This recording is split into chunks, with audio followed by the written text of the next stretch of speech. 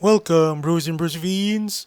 My name's Albert von Stollen, and today I'll be talking about the Holy Roman Empire. Specifically, why we need it back now. Why? Because it's better than the alternative, the current madness.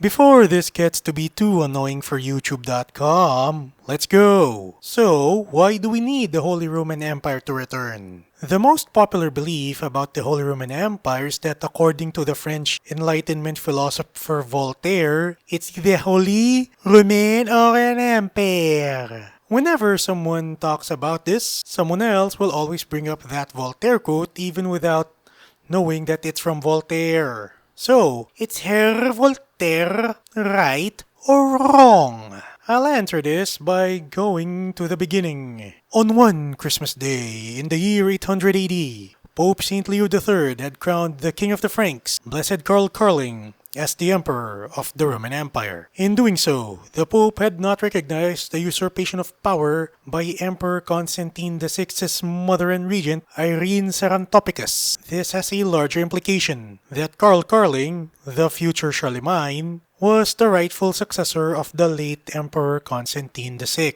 What does this mean exactly? It means that by the Pope crowning the Emperor, the Catholic Church had blessed the Roman Empire. To quote James Bryce, 1st Viscount Bryce, thus, the Holy Roman Church and the Holy Roman Empire are one and the same thing, in two aspects.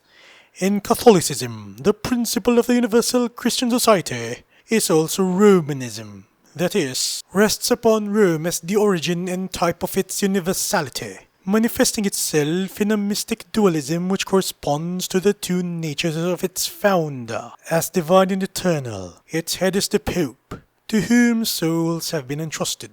As human and temporal, the Emperor, commissioned to rule man's bodies and acts. How is the Holy Roman Empire even Roman? It was ruled by German-speaking men for more than 1,000 years, ranging from Blessed Charlemagne to Blessed Karl of Austria. The latter was the last Emperor King of Austria-Hungary, and that was the successor state of the Holy Roman Empire. Aside from Voltaire and his fans, another group of people who use that argument are the Eastern Roman Empire supporters. But by that logic, I can say the same for the Eastern Roman Empire. Most of its emperors after Emperor Justinian I spoke Greek as a first language, not Latin. But what if I told you that the Holy Roman Empire was descended from and preserved the imperial civilization of Rome? As the Austrian monarchist historian Erich von Kuehnelt-Leddihn points out, there was a great diversity within the boundaries of the empire. Diversity of language, dialect, customs, dresses, and traditions. It was a world in itself. It was the heart of Europe in its most respected realm. The only fixed part of the empire was Rome, and the urbs was also the metropolis of Christendom. The Holy Roman Empire was not like a modern nation-state where it tries to be a monoculture. Rather, it had a lot of variety within it.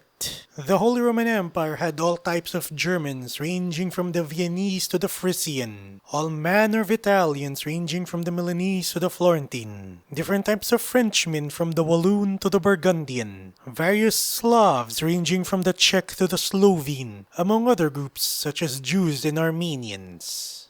How was it an empire? It's just a patchwork of feudal states with a lot of border gore, right?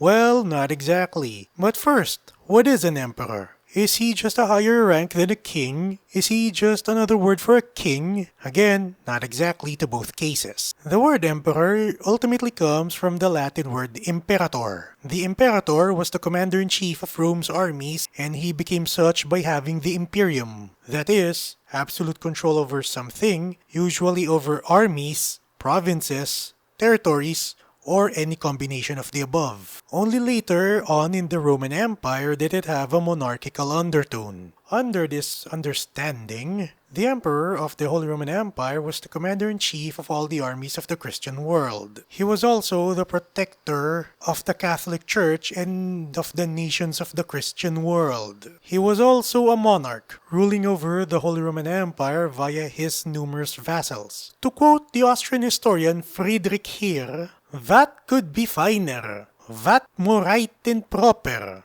The Holy Empire conceived as a great federative league based on trust rather than subjection, composed of friends from within and without, at their head the Pope, both as Bishop of Rome and King's friend, the whole under the leadership of the Emperor King. Given what I had said, Herr Voltaire was indeed dead wrong on what the Holy Roman Empire was, and he was blinded by his French nationalist biases. Contrary to popular belief, nationalism is just globalism under a lesser scale. Whereas globalism wants the whole world to be under one culture, nationalism wants an entire country to be under one culture. Under the Holy Roman Empire, localities were protected under the virtue of patriotism. Hence, the different types of peoples that I had mentioned earlier. Do we need the Holy Roman Empire to return now? I do say yes to that.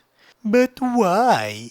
Isn't democracy such an awesome thing? We do need the Holy Roman Empire today because it would give stability to Central Europe and its immediate neighbors, especially the Balkans. It would also make Central Europe strong enough to deal with both the Americans and the Russians. Aside from this, the Holy Roman Empire provides a good example of governance wherein the politicians are kept in check by the emperor all the while protecting the various rights of the various peoples within it. It also helps protect the various cultures within the empire. For all it's worth, it's a lot saner than what we have now. Please like, share, and subscribe, and it's gonna help, bros and brosophiends.